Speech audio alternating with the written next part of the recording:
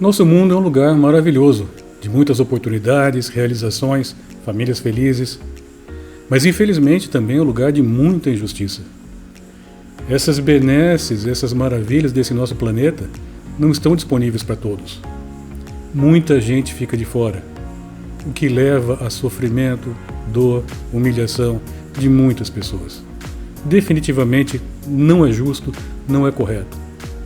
Imagens que chegam para nós assim com frequência nos levam a muita tristeza e indignação. Nós queremos encontrar uma forma de trazer essas pessoas para o mundo maravilhoso em que nós vivemos. Mas nem sempre é possível. E principalmente a solução não é algo artificial, uma varinha de condão que vai resolver tudo. Não é uma única ação social, não é principalmente uma canetada governamental que resolve isso. E aí o que acontece às vezes é como num carro que está perdendo o controle, o motorista tenta dar uma guinada para o lado oposto e acaba piorando as coisas. Age com excesso de força e o controle vai ser perdido de vez. É o que acontece com muitos movimentos que, bem intencionados, às vezes não, acabam se perdendo. Eu vou até me referir aqui ao chamado movimento woke.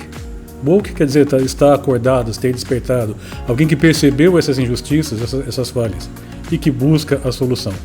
Porém, muitas vezes a humanidade se divide em dois grupos: os que manipulam e os que são manipulados. Pessoas não bem intencionadas que usam uma causa legítima, como as injustiças sociais, a não inclusão de certos grupos, usam isso em seu favor para se promover e manipulam as outras pessoas.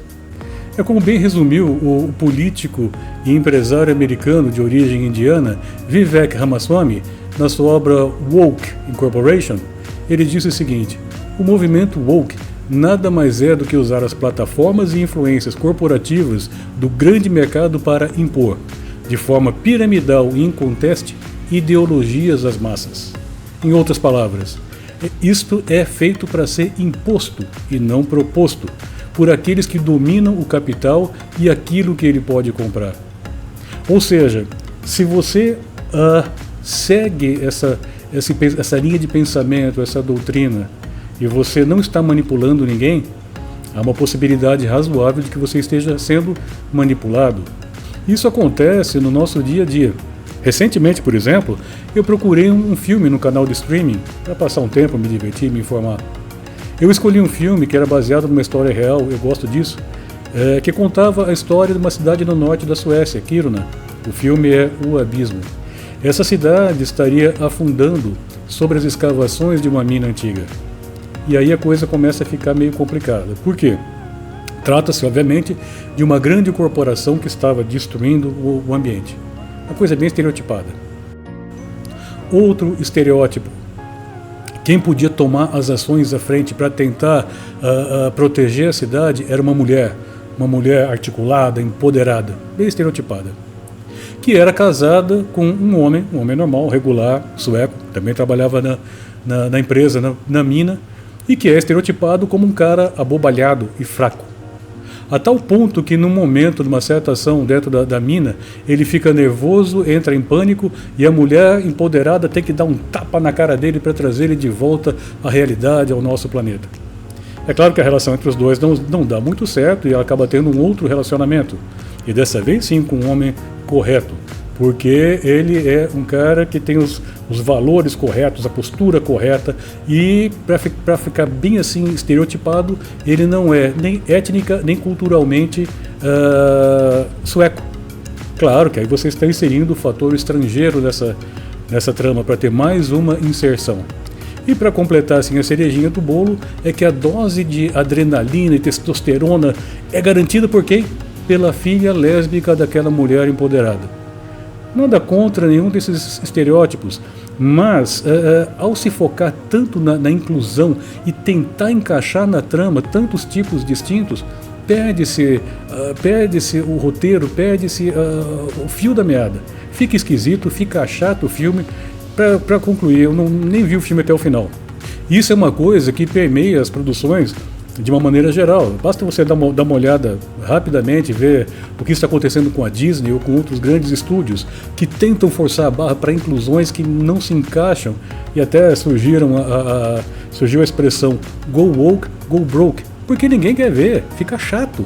Você tem que ser uma coisa que flui naturalmente, que entra naturalmente na trama, como é na vida normal, como é no dia a dia. Tentar fazer com que pessoas normais ajam de maneira normal, sem ter que inserir alguém forçadamente. Pessoas comuns. É isso que torna a trama interessante, sem forçação de barra. Outro exemplo, recentemente a maior cervejaria dos Estados Unidos, líder nacional de mercado, Budweiser, lançou uma campanha forçando um pouco a barra para inserir nesse contexto, na sua Bud Light, uma modelo trans. Sem problemas nenhum, modelo até bonitona, mas isso não é o perfil típico do bebedor de cerveja. Criou um certo mal-estar, fez uma certa inserção social, fez, parabéns para eles, mas perderam uma fortuna e perderam pela primeira vez em muitos anos a liderança do mercado americano de cerveja, que não é pouca coisa não. No Brasil também tenta-se cancelar ícones, tenta-se denegrir, se é que eu posso usar essa palavra, personagens como, por exemplo, o grande Monteiro Lobato, dizendo da incorreção dele, que ele não podia falar desta forma ou de outra. Pensando bem, olha que absurdo, né? Vamos falar aqui do Saci. Poxa, o Saci é negro, deficiente, coitado, ele só tem uma perna. Para piorar, ele fuma e ainda por cima é meio marginal. Eu acho que nós deveríamos cancelar o Saci. Ou dar uma versão mais moderna pro Saci. Alguma coisa como mais ou menos o que está aqui assim. Pedrinho! Onde você está? Outra coisa que é uma forçação de barra artificialmente imposta é essa questão da linguagem neutra. Tá? A menine, elo. Gente, isso é esquisito. A língua portuguesa é riquíssima. Aliás, eu nem vou falar língua portuguesa, a língua brasileira. Tá? A língua brasileira, e eu digo isso porque ela não é mais a mesma língua que os portugueses falavam quando chegaram aqui em Cabral. Ela veio sendo enriquecida com termos do tupi, de outras línguas indígenas, com muitos termos africanos, veio se modernizando com uma série de estrangeirismos, assim por diante. O fato é que a língua não é mais a mesma. E também ela não está estática, ela está em permanente mudança. E ela muda por coisas que são incorporadas naturalmente a seu vocabulário. E não por uma imposição legal, social determinada. Quando você começa a falar menine, elo, não sei o que, fica muito esquisito. Às vezes até difícil de entender. I don't understand. I'll slow down. Então, quando você tenta inserir forçadamente um pronome neutro, falar elo, menine, presidenta, fica esquisito. Ninguém consegue entender direito, não faz sentido e não inclui ninguém, não serve para nada. E aí a coisa começa a ficar um pouco pior, porque você começa a envolver o Estado. O Estado, quando ele toma ação em algo, normalmente ele é permeado por incompetência, corrupção, má intenção ou uma mistura de tudo isso. Ele age financiado por um dinheiro que foi retirado à força de nós, de mim, de você, uma coisa que é tão forçada que se chama imposto. Eu gostaria que o governo, ao retirar dinheiro de mim à força através do imposto, usasse isso para coisas que realmente são seu papel, como, por exemplo, infraestrutura, educação, saúde. Fizesse isso de maneira competente e sem corrupção, eu já ficaria feliz. Agora, usar este dinheiro para estudos e pessoas e movimentos para a utilização de pronomes neutros, para determinar se as universidades públicas deveriam ou não ter banheiros unissex, será que o dinheiro que foi tirado da gente não pode ser melhor aplicado para reverter em benefícios para a nossa sociedade, seja de excluídos ou não? Aliás, falando em universidades, aí vem uma das faces mais cruéis dessa imposição estatal pela inserção, as chamadas cotas raciais. Eu acho isso um absurdo sob todos os aspectos.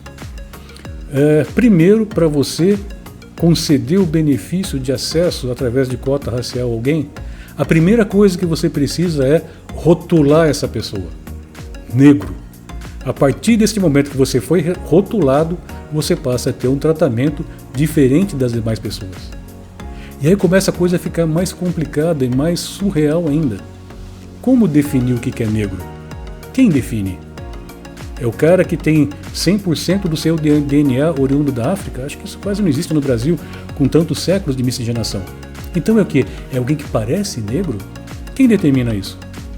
A USP recentemente nos deu um exemplo de como isso funciona, criando os chamados, claro que pejorativamente, os tribunais raciais, para que um grupo de pessoas, ao olhar e entrevistar uma pessoa, vê se ela é negra o suficiente para ser rotulada como diferente.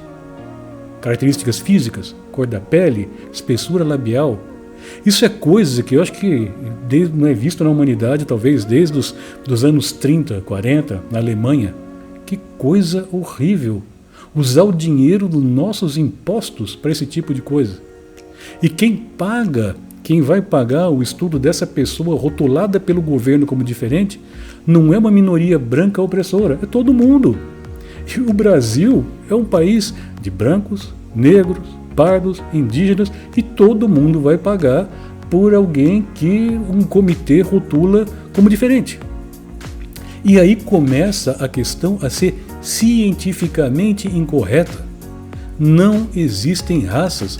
Como eu falei no vídeo anterior aqui do canal, isso foi refutado cientificamente. Eu deixei a descrição para vocês aqui, aliás o link, eu deixei para vocês aqui na descrição, depois dêem uma olhada. Foi refutado cientificamente, não existem raças. A única espécie humana que habita o planeta hoje em dia é a nossa espécie, é Homo sapiens. Não existe Homo sapiens branco, preto, verde, azul, é Homo sapiens. Então o que nós precisamos é ter bom senso, um mínimo de empatia e tratar por igual todos nós, não rotulando se é homo, hétero, branco, negro, índio, o que quer que seja. Somos humanos, somos sapiens.